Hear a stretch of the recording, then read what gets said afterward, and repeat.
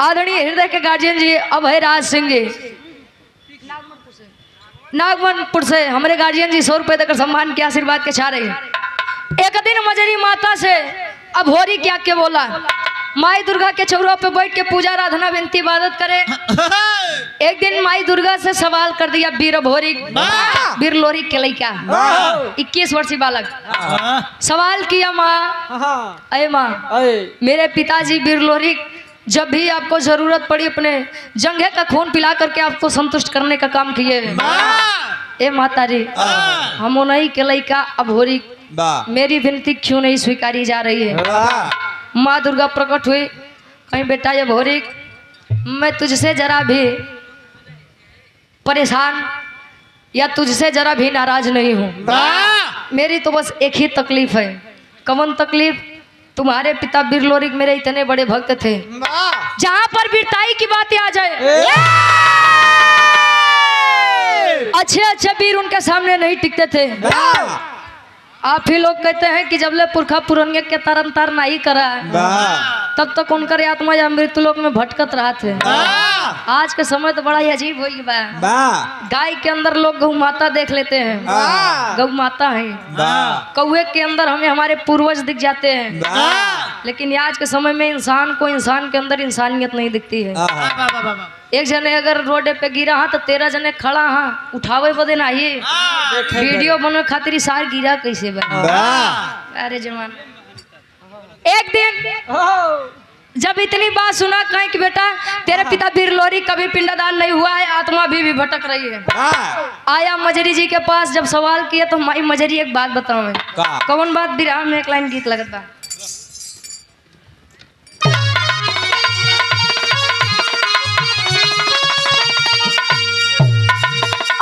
झूलनी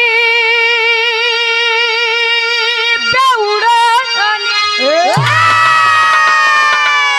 अरे तो झूलनी पे उड़नी आई जहाजिया उड़ा दो, आई जहाजिया उड़ा दो हमार पाइजे बड़ा जहीरा जला दो।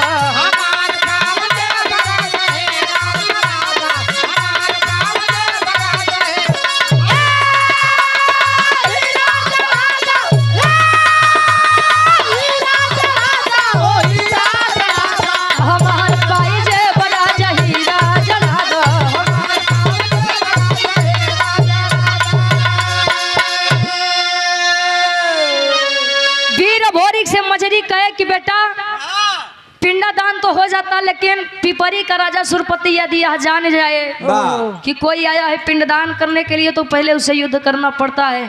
और इस बात का प्रमाण मिलता है बेटा कि आज तक सुरपति से कोई जीत नहीं पाया है। वीर भोरी वीर जब सुना खड़ा हो गया, कहे माता जी ए माई रे आपको मेरे पिता वीर लोरी के वीरताई पर आज भी शक है? नहीं रे बेटा, कहीं नहीं के लड़का वीर भोरी कही या तो मरी जाब या तो मारब, लेकिन बाऊ के पिंडदान करवाए बिना नहीं लौटब। एक बात कहे मजरी से, का कहे अरे तो वीरताई क्या हमारे, अरे वीरताई क्या हमारे हई तिलकिया लगाव, हई तिलकिया लगाव हमार माई हमके रण में पठाव।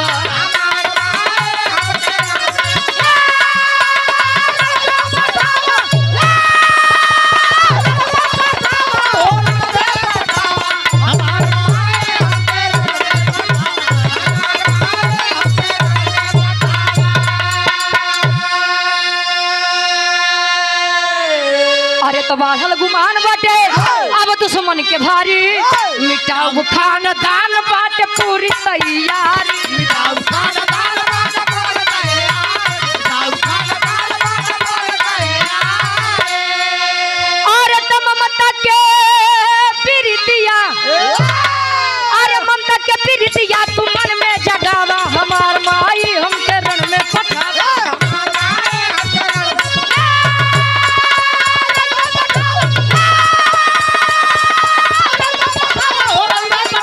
हमार माई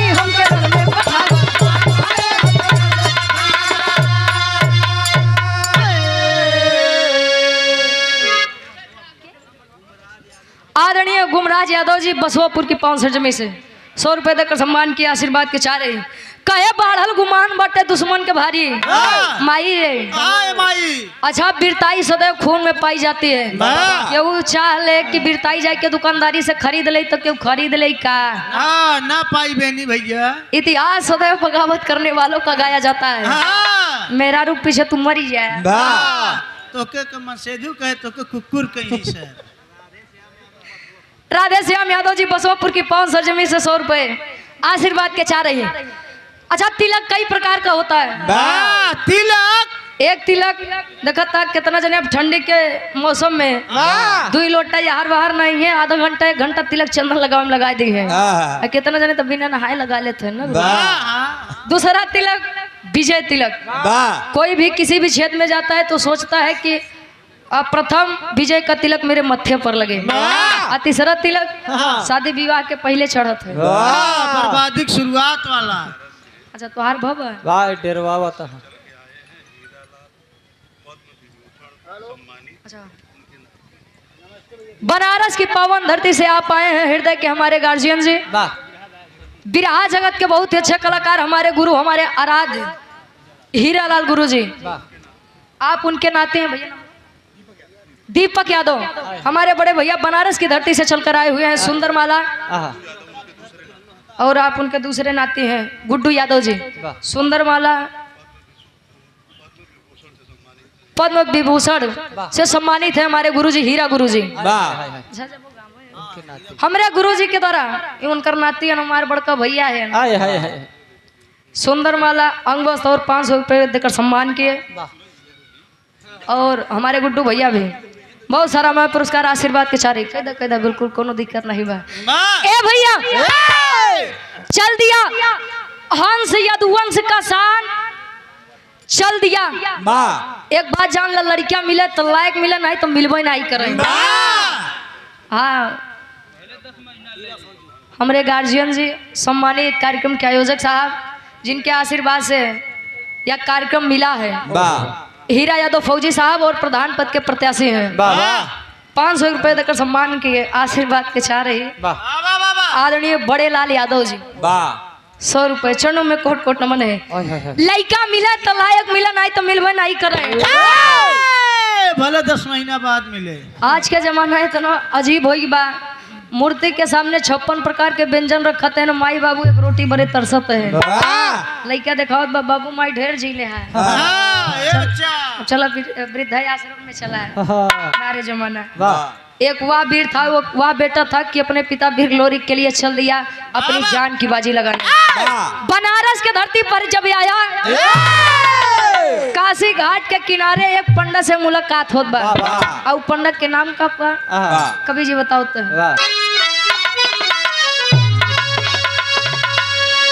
बिरहा जगत के बहुत ही अच्छे कवि हैं श्यामलाल यादव जी। 100 रुपए आशीर्वाद के चाह रही। पहले के समय में शादी ब्याह हो तो गवना 3 साल 5 साल 7 साल 9 साल 11 साल 13 साल 15 साल 17 साल 19 साल 21 साल 22 साल 25 साल 27 साल आज आप नहीं करें ना।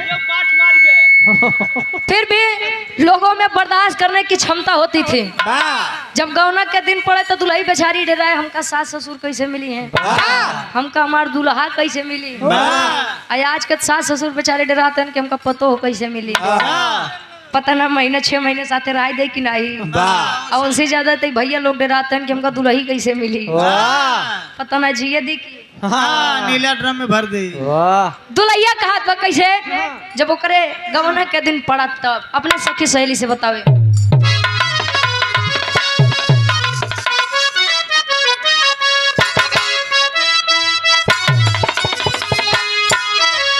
अरे जब से गवनवा के दिनवा धराइल जब से गवनवा के दिनवा धराइल रतिया ननी दयावे देहो पियलाइल जब से गवनवा के दिनवा धराइल रतिया ननी दयावे देहो पियलाइल जब से गवनवा के। लेकिन ये 21 वर्षीय बालक करता है। अरे करे पिंडदान भोरे बनारस में आया, शशिधर पंडा से बात लड़ाया। कर पिंडदान भोरे बनारस में आया, शशिधर पंडा से बात लड़ाया। कर पिंडदान भोरे। मुलाकात हुई, पंडा का नाम शशिधर पंडा बताया गया। पंडा जब देखें एकदम सुबेरे सुबेरे वीर भोरी का पूछता, बच्चा बच्चा कहाँ से आए हो इतनी सुबह सुबह? कहाँ से आए हो? कहें बाबा गढ़गौरा से आया हूँ, मेरे पिता वीरलोरी, मैं उनका बेटा अभोरिक हूँ। वीरलोरी का नाम सुने कहें वाह बेटा वाह, वाह बच्चा वाह। बाबू तार मुर्दर है बेटा, तू कैसे पातर हो गए? क्या बात है। कहे बाबू तार इतना बरियार वीर रहे ने कि आज तक अच्छा वीर उनके सामने नहीं टिका। क्या बात बा? कहे दुख की बात है बाबा, मेरे पिता वीरलोरी कभी संसार में नहीं है। ओहो बड़ी दुख की बात है बेटा। जो शशिधर पंडा अभी बखान कर रहा है, और जब इतनी बतिया सुना कि हमारे बाबू के पिंडा दान कराए, तब ले पीछे काट बे बच्चा अब तू चाहिए लोरी के बेटवा हुआ, चाहे बेनी को चाहे राजू के केहू के बेटवा हुआ, आप पिंडा दान नहीं करवाऊ। क्यों? कहीं जाए तो बेटा बेतार खाए खेले की उम्र बा, जा खेला और खा, हम का बीच में न परेशान करा। ना ना मुझे पहले कारण बताइए तब बतावे शशिधर पंडा का।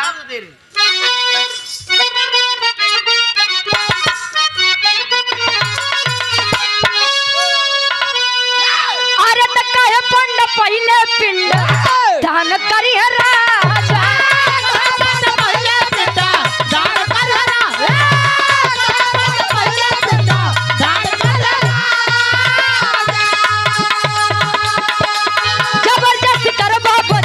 रण में महाराजा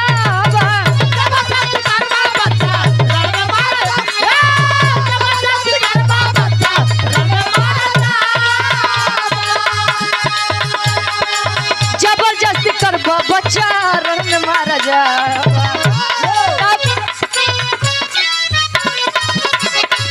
सुन के खबर भोर तन में गुस्सा आया, शशिधर पंडा से बात लड़ाया।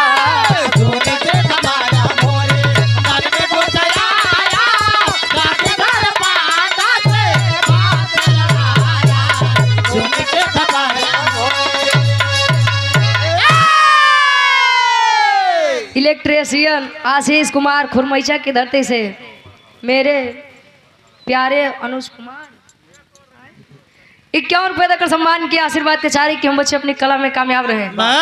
कहे कि चले जाओ, नहीं तो बेटो पिपरी के राजा सुरपति ना तुम्हें जिए दी ना हमें जिए दी। मतलब कहीं अगर जान जाए बेटा कि तू पहले पिंडदान कर आओ, हम करवाए तो न तुहार सुनी ना हमार सीधे यार पार मारी डाई बेटवा देखा हम अपने मेहरारू के इकलौता मरद है जाय दे कहन बाबा देखा तू धोखा करत है, गद्दारी। निकाल के तलवार गर्दन पर रख दिया।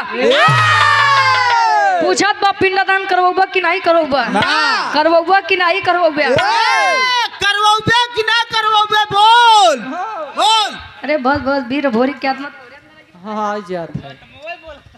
अच्छा अब शशिधर पंडा बेचारा खड़ा बा बैठ गया। अरे साला गजब फंसे, पिंडदान नहीं करो तई मार दे, अब पिंडदान करवा दे तो मार दे। वो पिपरी के राजा सुरपति ससुर जो सामने पड़ा पहले उसको देखा, बाद में देखा जीवक मरबा। पिंडदान करवा दिए, अब पिंडदान करवा दिए, यार दोनों जने बात विवाद करत हैं। अब मार शशिधर पंडा बेचारा डेरात बा जा सारे कहाँ से मुसीबत लेके आए, ते तो मरबे करबे हम मरबे। वार खबर मिली पिपरी के राजा सुरपति के राजा बड़का राजा बनत है, बड़का वीर बनत है। काहे कहे कल के आवल लड़किया 21 वर्षीय बालक भोरी वीरलोरी के लड़का तोरे नियम के उल्लंघन करत बा, मतलब पिंडदान सुबह का करवा दिया। फौज हजारों की पलटन लिए आया कहाँ बनारस के धरती पर। वाह, वाह, वाह। हजारों की फौज लेके बनारस की धरती पर सुरपति जब आया, वीर भोरी के सामने शशिधर पंडा बैठा उठ के भागे लगे, पकड़ के कुर्तो खींच ले से अरे कहाँ चले जब ले हमका कुछ न होई तब तक तो का कुछ न होई। कहता जा सर तू मरबा हम मरबो बा करत इनका टेरी के भाव में कभी लिखत है।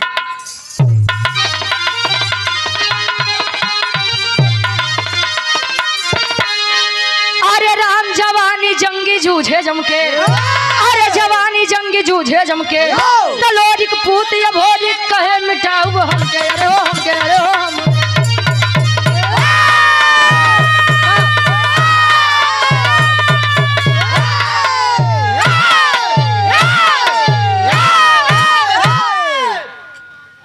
लोरिक पूत भोरी कहे मिटाऊ हमके, जवानी जंगी जूझे जमके। अब हार उ तो तलियात बा कि कितना मरी है, ज्यादा से ज्यादा 150 200 मरी है, बाकी आज तो इनका बिना मारे छोड़ो बनाई। आज इनका मारब। एक तरफ हजारों की फौज लिया सुरपति और एक तरफ 21 वर्षीय बालक केवल अभोरी, जोने समय तेगा तलवार चलावे सैकड़न वीर तो ऐसे धराशायी हो जाए हंस यदुवंश के साथ। जब चलावे अच्छा यार मारत काटत काटत मारत मारत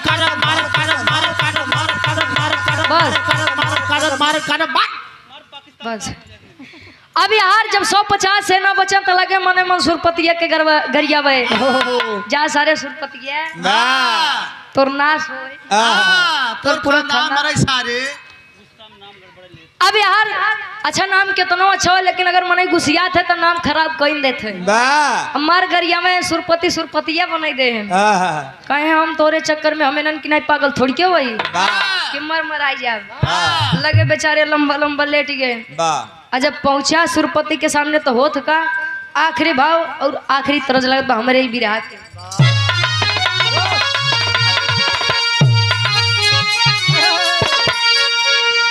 अरे दशा सुमार तनवा, अरे सासुमार तनवा, आई ना नदिया मार तनवा रे तनवा, आई हो मारे कि तनवा, आई हो मारे तो हमारे भैया के सरवा रे तनवा, आई हो मारे ला तो हमारे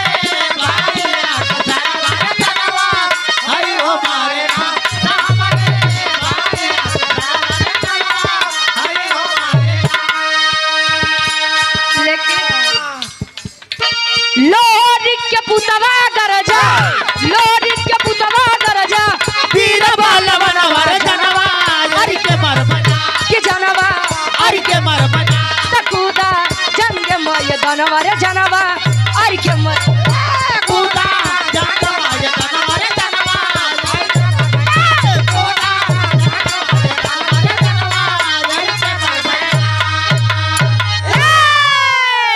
पहुंचा सुरपति के पास घोड़े पर सवार सुरपति पकड़ के कॉलर नीचे खींच लिया उतर ज्यादा नीचे खींच लिया कहीं बड़का वीर बनत रहे 10 ठी कुकुरन लेके बड़का वीर बनत है आवा सारा फरियाई जाए मुँह में कालिक पोताई के गदही पे बैठाई के ऐसा कोनो जगह नहीं बचा बनारस के एक गली छोड़ के कवन हो धोबी घाट काहे बदे गदहा 60 लादी के ढो अच्छा लदिया कर बबुआ ढोआवत रहा नहीं हुआ समय में के गदहारा ना आवादी का अब यहाँ घुमाए इज्जत के मारे कुल इज्जत कुल माटी में मिला दे शशिधर पंडा मार तनियात बाबा अरे जिया बेटा जिया धन्य है वो माता पिता जिन्होंने तुमको जन्म दिया है। अरे धन्य है वो माई बाबू बारे हमारा लइका ए भैया अब यार मार अभोरी के बखान करत बा और सुरपति के एक बिटिया जेकर नाम केवलापतिया बताया गया। केवलापतिया वीर अभोरी के वीरताई पर वैसे ही प्रसन्न थे मुग्ध थे। और जब सुने कि हमारे बाबू का इज्जत माटी में मिलावे वाला और क्यों नहीं बल्कि हुए अभोरी कहे केवलापतिया जादू के विषय में बड़ी जानकार रहे। तो एक काम करता है जब बनारस के धरती पे आई तब पापड़ के भाव में कवि जी लिखाते हैं।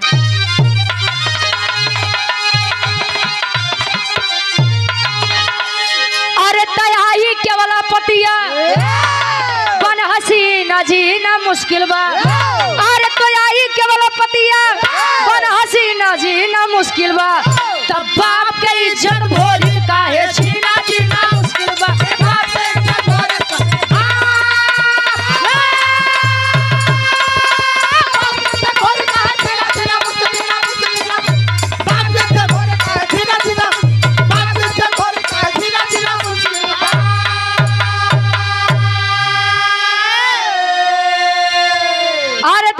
चलाई दिहली सुगना बनाई हो पिजरा में कैद कई के पिपरी लेके आई हो। अरे कहे कुंवारी जी अब नहीं तारा बिना जीना मुश्किल बा। तब बाप के इज्जत भोरी काहे अब छीना जीना मुश्किल बा।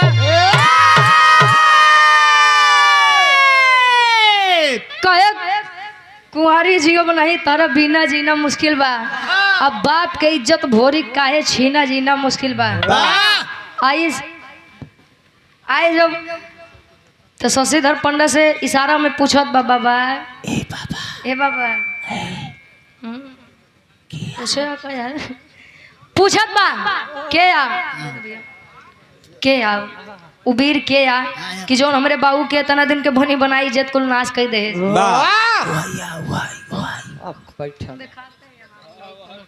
इशारा करते हैं हुए लड़का आई 21 वर्षीय बालक का भोरी जौन तेरे बाबू के इज्जत कुल नाश कर दे। अपने जादू से वीर भोरी के सुगना बनाई के पिजरा में कैद कई के चलो रजेऊ पिपरी के राज जब लेकर आई। अच्छा दिन में तो वीर भोरी के सुगना बना रहा दे। लेकिन जब रात होए तब वीर भोरी के उनकर हुए वाला तन दे यानी पुरुष तन। किस लिए जबरदस्ती प्रेम करना चाहिए। लेकिन बाहर मान और मर्यादा कहीं है लड़की थू तेरे इस प्यार पे थू हट बोले दे कहे मैं तुझसे इस प्रकार प्रेम कर लूं ये मेरे शान के खिलाफ है। हट जाओ लड़के कहे जा दुनिया तरसत बा तोही मिलत बा तो तोही अटकत बा। धीरे धीरे समय बीतत बा आखिर माई मजरी के अपने लड़का के चिंता सतावत बा। करत ही का आल्हा के भाव में कवि जी प्रमाण देते हैं। कमलेश यादव जी मैनेजर साहब 250 हमारे खातिर 250 उनके खातिर बैठे बैठे ला रे शेर। अरे तू रहा जा राजा रे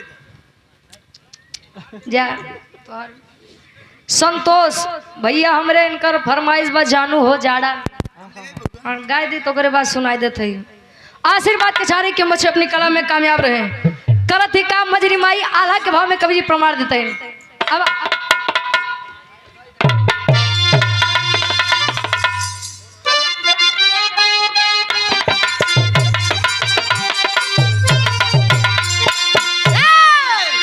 अरे तत्तड़ पेली मजरी माता गौर के नगरिया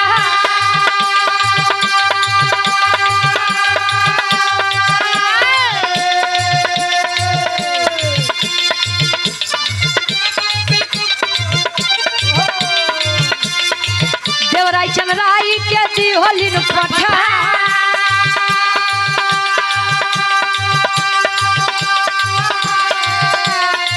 धीरे धीरे आई गई काशी के धरतिया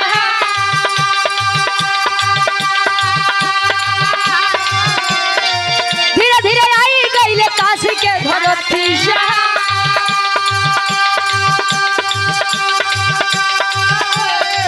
शशिधर पंडा हो गई लन बेटा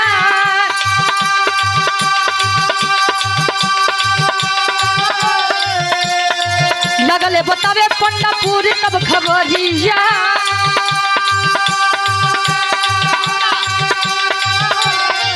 लगले बतावे पंडा पूरी तब खबरिया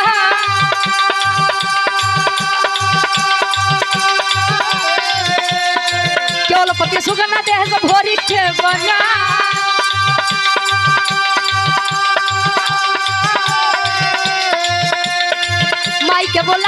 लिहल दुनहु हो बीरावा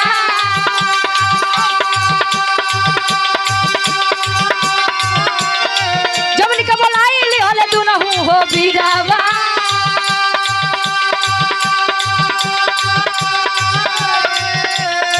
झूमी झूमी जोगी बन के भजन रहेगा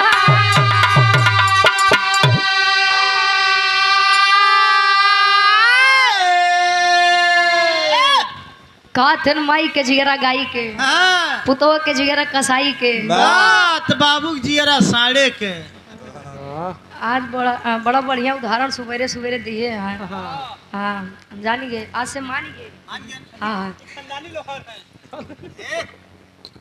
ए भैया माई मजरी गड़गौरा के दुई वीर देवराई और चनराई बताया गया भेज देता ही कि जा अपने भाई अब होरी के पता लगाई क्या बा आए बनारस के धरती पर मुलाकात हुई शशिधर पंडा से पूछ रहे हैं कौन है क्या गड़गौरा के कोई वीर यहाँ पर आए थे कहे हाँ बेटा बहुत बढ़िया वीर रहे बड़ा बरियार वीर रहे सालों से फैली दहशत को एक दिन में समाप्त कर दिया कहे है कहाँ कहे पिपरी के राजा सुरपति के बेटिया केवल पतिया के सुगना बनाई के अपने पिपरी राज लेके गबा जाई के अपने राजा के छोड़ाई के आवा नहीं तो कभो नहीं मिली है जमुनी माँ को बुला करके भजन गावत पहुंचता इन कहा पिपरी के राज दरबार में केवल पतिया कहे हमार राजा ये हमार सैया अब चला हाँ ये हमार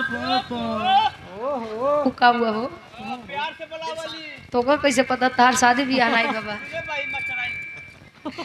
ए भैया नहीं वो हमें ना तू अब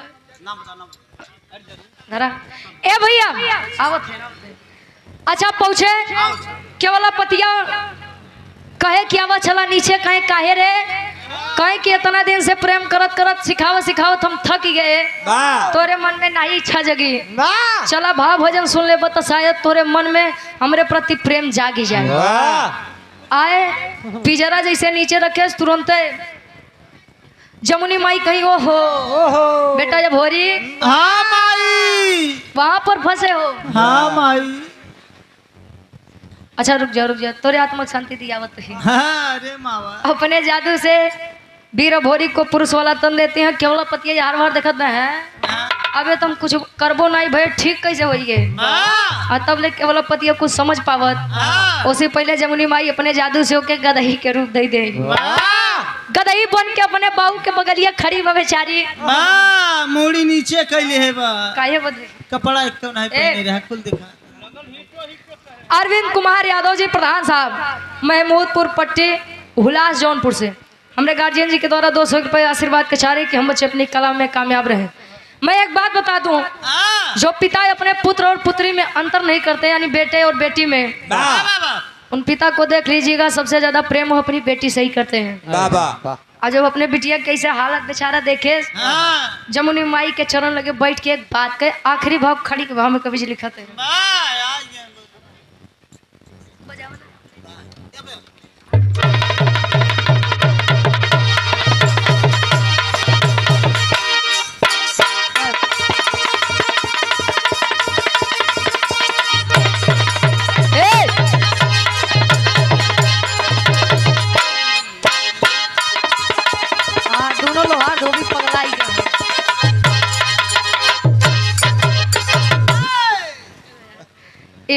बड़का भैया जिसान अरे नहीं बड़का बना रहा छोट बने ज्यादा फायदा ये सुंदर माला और 100 रुपए देकर सम्मान किया माई भगवती तोरे काम में दिन दुनरा चुंगना तरक्की ऐसे तो बनवत रहा सबके जानो था का यार आखिरी भाव में खड़ी के भाव में कवि जी लिखाते हैं उक्ति परी के राजा सुरपति माई जमुनी से माफी मांगत बा कैसे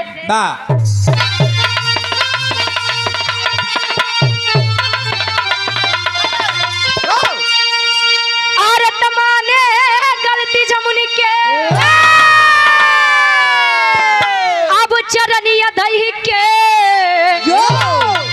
हमारी भाई तू बहिनी वचनिया कही के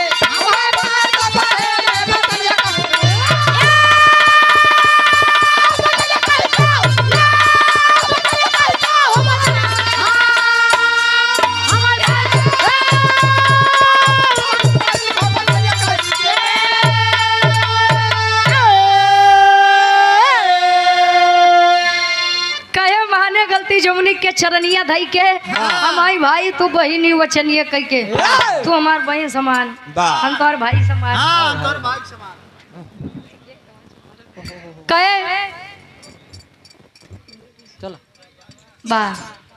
अच्छा पीछे पीछे मनोह तेरी भरत है दरअसल जब गाय लोग करत ध्यान रख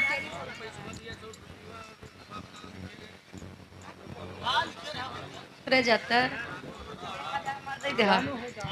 कहे हमारा गलती के सजा हमरे बिटिया के नहीं दे वीर भोरी मार घुसियाते हैं के छोड़ब नहीं एक छोड़ब नहीं एक सारे तीनों काट ले का गोड़ हाथ मुड़ी और का तीनों काट आ तो पूरा बोला करे यार और का काटू सका वीर भोरी कह के नहीं छोड़ब जमनी माई कहीं बैठ जा बेटवा बैठ जा बैठ पहले तुम्हार बात सुन ला कहे माई हमें एक के शर्त पे छोड़ब कहीं कवन शर्त कहने कर बिटिया केवल पति हमके बड़ा प्यार करत है प्यार एक कह दे अपने बिटिया के शादी हमसे करवाई दे हम एक खुशी खुशी छोड़ दे प्यार के मतलब नहीं जानता का नहीं कहाँ मिले थे प्रेम यदि सच्चा है तो इंसान को बना देता है और प्रेम अगर हुए वाला बा आज भवा कल ब्रेक हाँ तो कौन नहीं छोड़ी कहे कि हमारे शादी करवा दे कहे कि शादी तो हम करवा दिए ए लल्ला शादी तो हम तोहार करवा दिए लेकिन तू विदा बा कहने या तो तू गदहा बनी जा या तो हमारे बिटिया के पहले जैसा लड़की बनाई दे तब तो मेल होई गदही तू लड़का कहाँ से मेल होई छोट बड़ पर जावे तब ले करत का आखिरी भाव में कभी लिखा था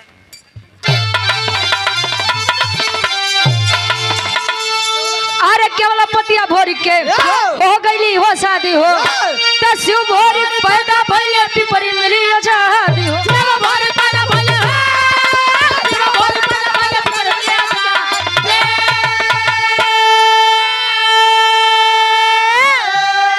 अरे त अपने घर आए आई दुल्हनिया लई के हम आई भाई तू बहिनी वचनिया कही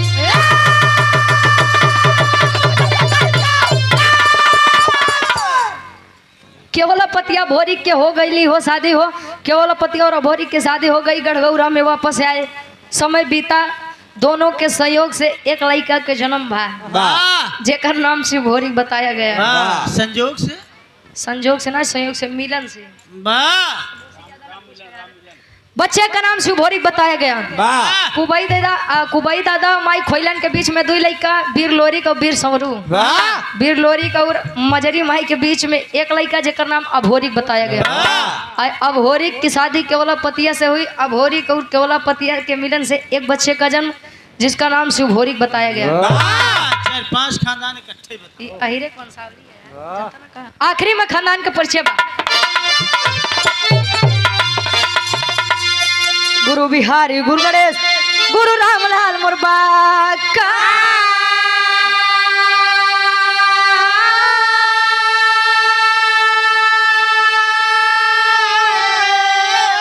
अरे स्वर्ग विराजे कवि चंद्रिका बच्चन का विजय पताका